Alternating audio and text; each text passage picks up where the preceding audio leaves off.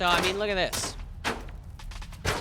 I'm just absolutely getting laser beamed through a whole truck.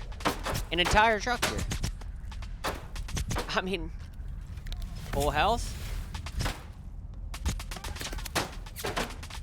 How are they shooting through this entire rig? Alright, so here's a perfect test here. We got this Freedom dude who I just pulled from the dirt here. Saved his life by cranking a stim up in him. He ain't moving. So we're going to run off in that direction, you know, a good ways. And then we're going to come back, see if dude's still here. So here's where he was standing. Down here. 'Cause there was the campfire. Revived him around here. And the guy that we just passed was not a freedomer. So I'm giving the benefit of the doubt here. Looking all around.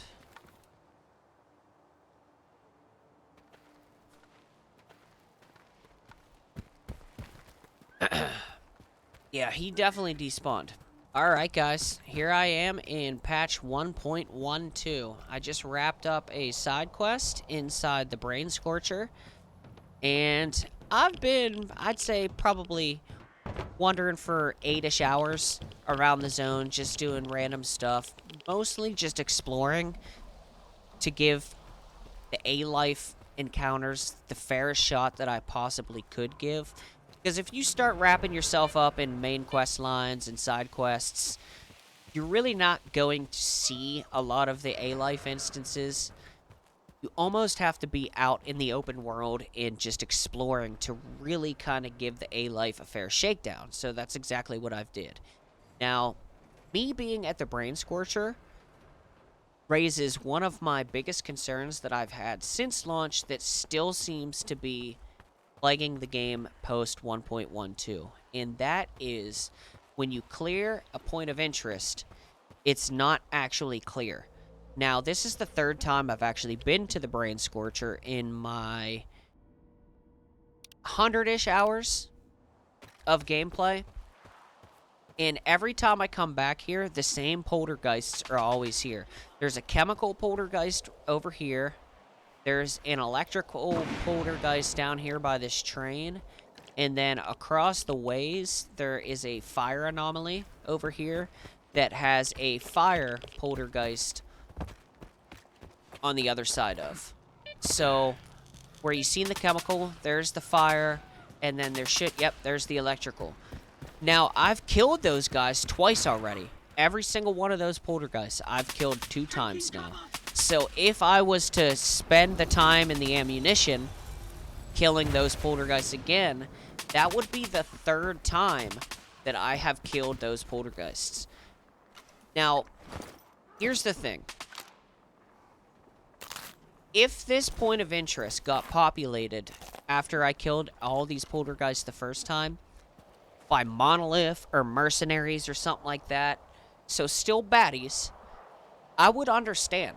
You know, if I rolled up into this point of interest and there was a bunch of mercenaries, for instance, that occupied, you know, these different shacks and whatnot, that would make sense. That would be immersive.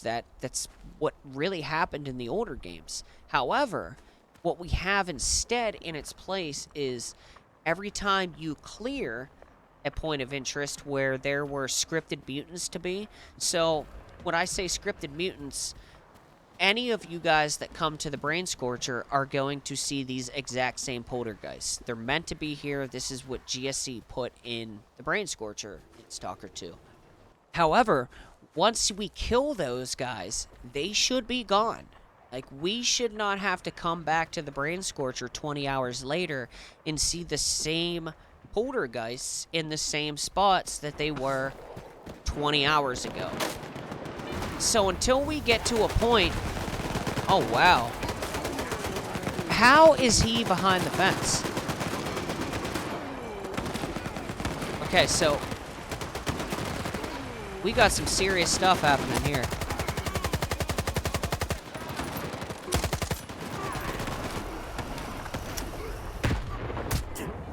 Like, this is ridiculous.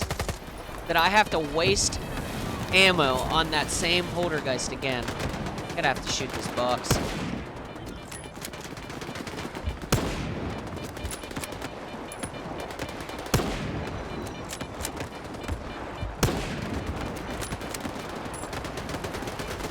So I'm gonna kill this fire poltergeist if I can. Okay, so you see he's dead. Now, at the end of this video, what I'm going to do, as time passes, I'll add a clip of me coming back and showing that same fire poltergeist in the same spot. So, you see him dead. Alright, so here we are, right outside the Brain Scorcher. And I have my waypoint right on that place that I said that we would visit back to. We would come back to, and look who is back. The freaking stupid fire poltergeist is here again. This is the 4th time that I've killed this thing. You gotta do better, GSC. That's all I can really say, is you gotta do better. It's not fun coming to a point of interest, knowing damn well what to expect every single time. Because like I said, that is now the 4th time that I have killed this same fire poltergeist at the same spot. And in fact, I'm going to cut to another instance right here of a bloodsucker spawn that I have dealt with probably a half dozen times. I can almost guarantee once I get down there, there's going to be bloodsuckers. And I'm a good ways away, so before I cut here, we're essentially going to walk down to this Scorcher checkpoint, which always has bloodsuckers. Alright, so here we are at the checkpoint. I just came from the Brain Scorcher where I fought the fire poltergeist for the 4th time. Now, I'm betting, which I'll keep it in if this doesn't happen, but I'm betting that we're going to run into at least one more bloodsucker, but generally 2 spawn in here. And just like that, like clockwork, we got another bloodsucker. 2, it looks like, maybe. At least 1.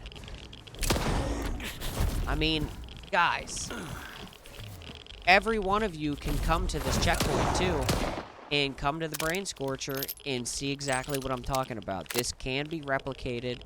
It's unfortunate, because if we're gonna come to these POI, because chances are you're not gonna stop at a POI once. Like, this is the road into the Brain Scorcher. So, if we're gonna experience these points of interest more than one time, it would be nice to see some variation on what is here. Especially when we're talking about mutants. Like, once you kill a pack of mutants that are occupying a space in the older games, you would generally have friendlies move in from there. Or at the very least, you would have, you know, a group of enemies that move in there. So, for instance, this being a checkpoint, it would make complete sense now that the mutants have been dealt with for, let's say, Monolith to move in and hold this checkpoint down into the Brain Scorcher. But instead, it's almost like we have a scripted moment where these scripted mutants are always at the Brain Scorcher in the same exact spots and always at this checkpoint. And guys, this is not the only 2 points of interest where this happens. Once you see this, you can't unsee it, because every point of interest that has some sort of spawn like that, you'll notice that it's always the same things in the same exact spots. Now, with that out of the way, let's also talk about this encounter that we just seen here. So, somehow, some way, a Monolith soldier spawned behind this fence. So, the key word there is spawn. For alife to be working properly, we have to get away from spawns. Spawns are not a part of alife.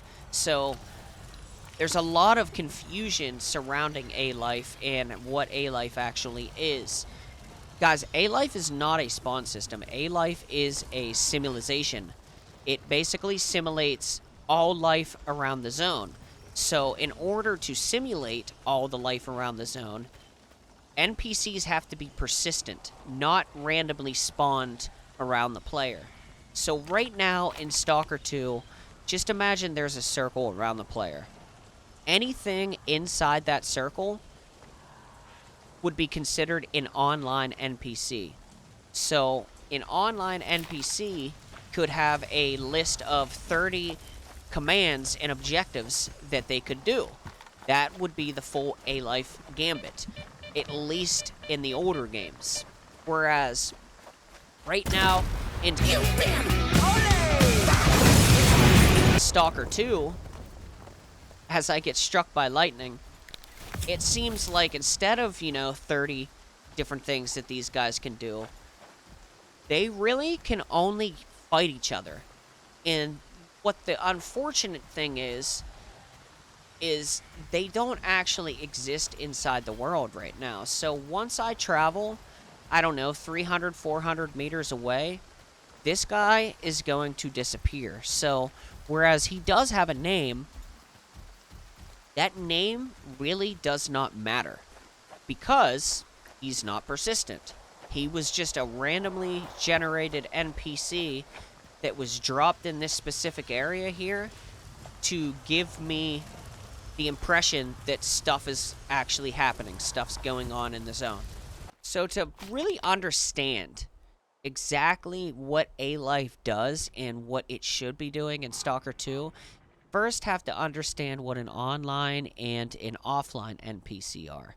So think about it this way. Imagine there's a circle around the player here.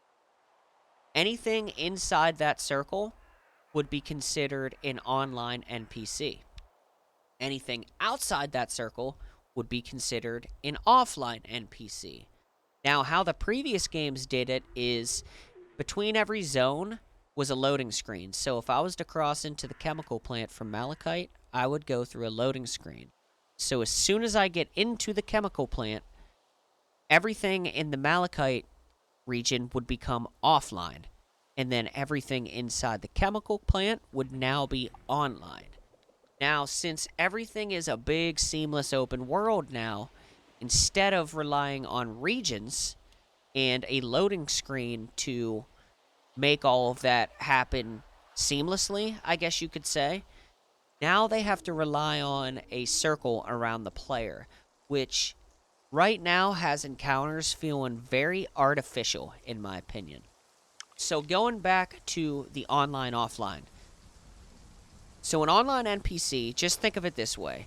Imagine they have 30 or so different objectives, commands, tasks, however you want to look at it, that they can do.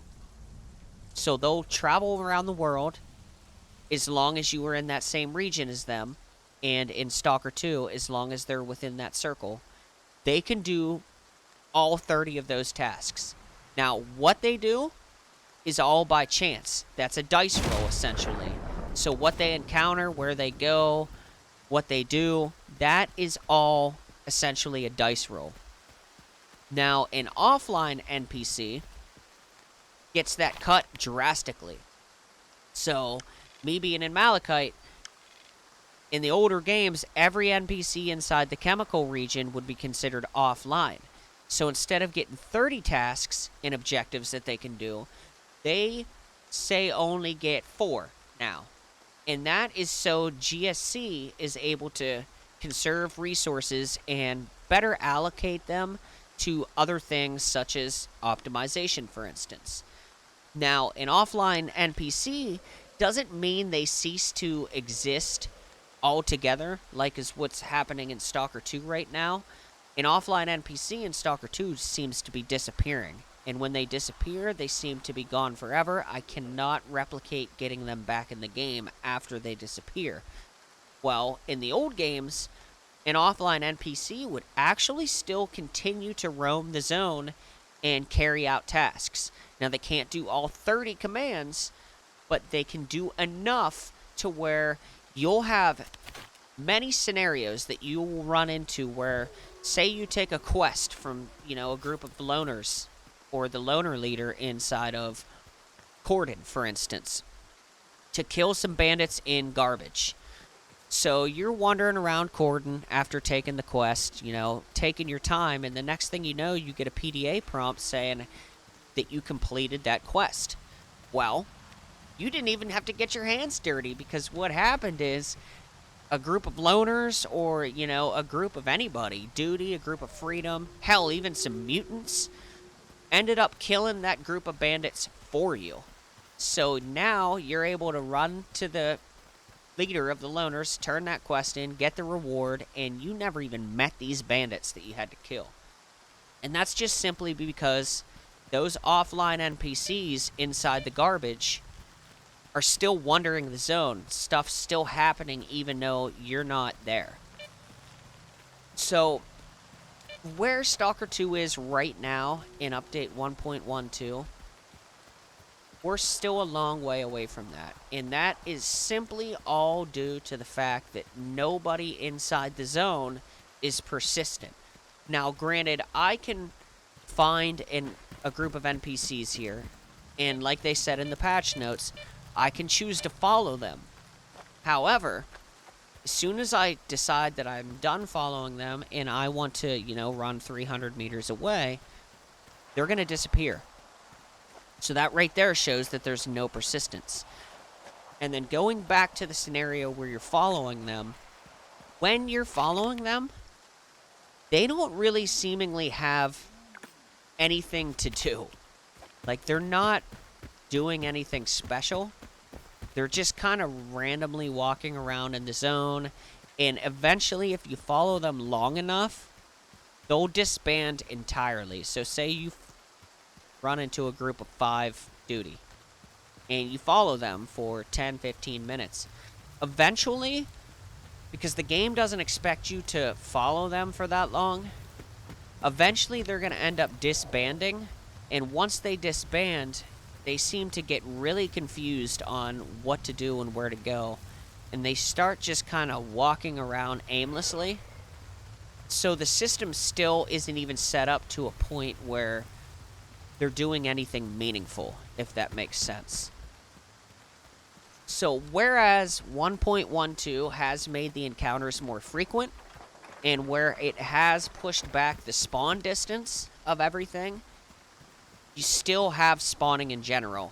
And that right there is a huge problem, because that is not what alife was designed to be.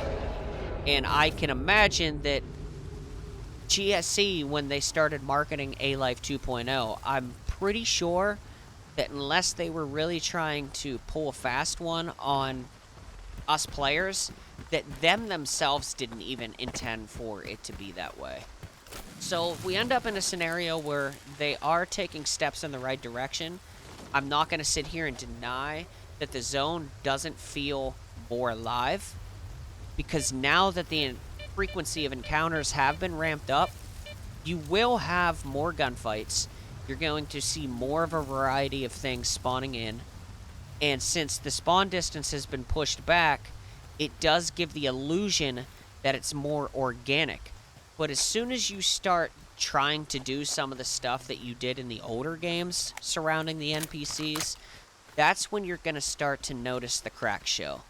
So ultimately, what do I think? Well, if you want me to be honest, I don't really think much has changed, guys. I mean, outside of what I just said. Well, I don't think it's perfect, obviously. I've aired my grievances in said video. Oh man, I just desk popped. I didn't mean to pull the trigger there. And now I just had a bunch of stuff spawn to the left of me. What the hell? Okay, well, there you go. I mean, that's a good way to wrap up the video, eh? Because that's exactly what I was getting ready to do. We'll deal with these guys as I... So, I mean, obviously, there's still problems. There's still problems, so you gotta ask yourself something. I feel like it puts everybody in 2 camps. Are you somebody that plays a game one time and then never touches it again? Wow, he took some shots, eh?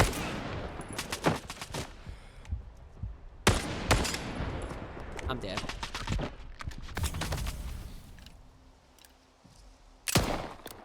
So are you somebody that plays a game one time and then puts it down, never plays it again? Because if that's the case, I would say it's probably best for you to wait. I would say that 1.12 has not brought enough to the table to really justify playing your one and only playthrough of Stalker 2. Especially if this is your first Stalker game. If this is your first experience in the entire Stalker franchise, and you don't plan on going back and playing the first 3 original games first, I would 100% just wait. In fact, I would really consider going back and playing the original 3 games. That would give you enough time, realistically, to let GSC cook, to let them really iron out everything that's going on with alife. And then you'll come into Stalker 2 with a whole new understanding of the franchise in general and the alife system. Now, if you're somebody that plays a game multiple times and you already plan on playing through this game a second time, I would say, why not? I would say jump in.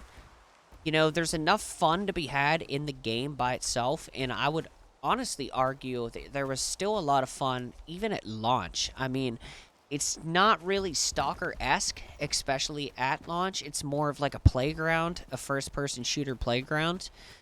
Whereas 1.12 kind of grounds it a little more, in a sense. And it creates scenarios, even though everything's still being spawned and nothing's persistent, you can still run around the zone and have encounters feel more organic for the most part. Now, you are going to run into instances where stuff does kind of spawn wonkily, but more times than not, you know, you'll run into instances that do tend to feel more organic in nature. So, for instance, if I was to crest that hill, you know, there might be a chance that something will spawn on the other side of that hill just as I'm cresting it. That feels a little more natural rather than what it did just a week ago, whereas, you know, I could be walking down this road and the next thing I know, something spawns right there at that tree and starts shooting me in the back. So, I mean, if you're one of those people that, you know, do play through the game twice, I would say it is in a state where you could put your first playthrough in. There's a lot of fun to be had. Just go through the main quest line and don't spend, you know, 200 hours exploring every nook and cranny. Save that for your second playthrough when the game is fully ironed out, and just treat this first playthrough as, you know, just a quest playthrough. Go through the main story, go through the side content, you know, save a lot of these locations for your second playthrough here. So, I mean, even this makes sense. I mean, there's some wonky stuff going on. You can tell that they spawned in because of the jumpiness there. But, I mean, at least GSC is spawning them in a, you know, point that makes sense. At this campfire, for instance. Now, they all are enemies, so we're going to end this video with a little bit of head crankage.